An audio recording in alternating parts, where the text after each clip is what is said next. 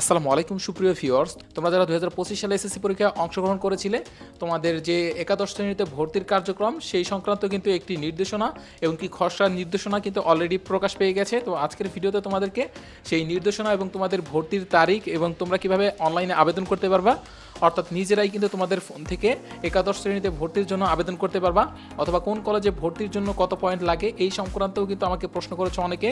আজকের এই ভিডিওতে কিন্তু সমস্ত কিছু ক্লিয়ার করে দেবো, তাই অবশ্যই সম্পূর্ণ ভিডিওটি প্রত্যেকেই মনোযোগ সহকারে দেখতে থাকো।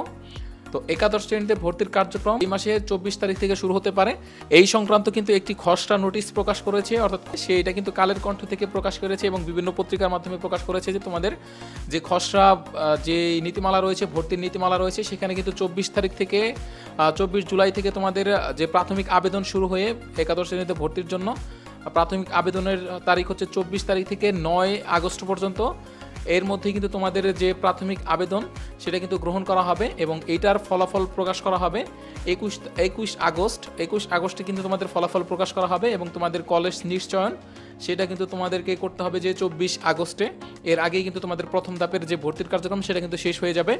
এখন তোমাদেরকে বলে দিচ্ছি, তোমাদের ভর্তি কার্যক্রম কিন্তু 3 ধাপে সম্পূর্ণ হবে, অর্থাৎ প্রথমে যারা আবেদন করবে প্রথম ধাপে তোমাদের জন্য যদি কোনো কলেজ সিলেকশন না হয়, তোমরা দ্বিতীয় ধাপে আবেদন করতে পারবা।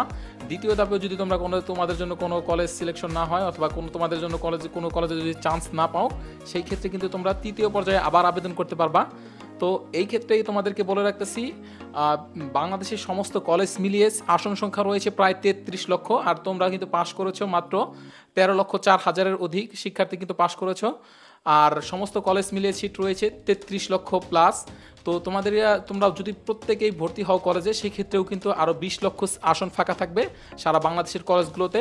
তো তোমাদের কিন্তু এবার পাশের হার যথেষ্ট পরিমাণে কম রয়েছে এবং তোমরা যে প্রথমবার আবেদন করবে, অর্থাৎ 24 তারিখে যদি ভর্তির অনলাইনের যে কার্যক্রম সেটা যদি শুরু হয়, তাহলে কিন্তু তোমরা সর্বনিম্ন 5টা কলেজ চয়েস দিতে পারবা তোমাদের আশেপাশে তোমাদের পছন্দ অনুযায়ী।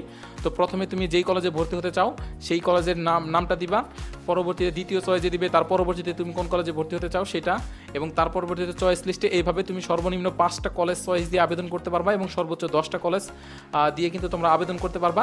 তো তোমাদের যে খসড়া নীতি যখন প্রকাশ করে অথবা তোমাদের জন্য যে চূড়ান্ত নোটিশ যখন প্রকাশ করে, তখন কিন্তু তোমাদেরকে এই বিষয় নিয়ে আরও ডিটেলসলি তোমাদের মাঝে বলে দিব এবং তোমাদের যে আবেদন প্রসেস সেটা কিন্তু আমি দেখিয়ে দিব। তোমাদের কলেজে ভর্তির আবেদন আমি ফোন থেকে তোমাদেরকে দেখিয়ে দিব, তোমরা কীভাবে খুব সহজেই ফোন থেকে তোমাদের কলেজের ভর্তির আবেদন, কলেজ সিলেকশন সমস্ত কিছু তোমরা ফোন থেকেই করে ফেলতে পারবা। তো তোমরা সেই পর্যন্ত অবশ্যই আমাদের এই চ্যানেলটি সাবস্ক্রাইব করে আমাদের সাথেই থাকবা।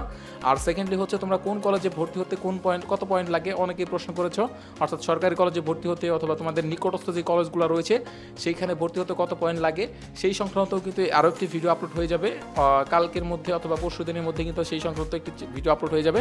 তাই অবশ্যই আমাদের এই চ্যানেলটি সাবস্ক্রাইব করে আমাদের সাথেই থাকবা। ধন্যবাদ সবাইকে আমাকে তো সময় দেওয়ার জন্য। ভালো থাকবো সবাই, আল্লাহ হাফেজ।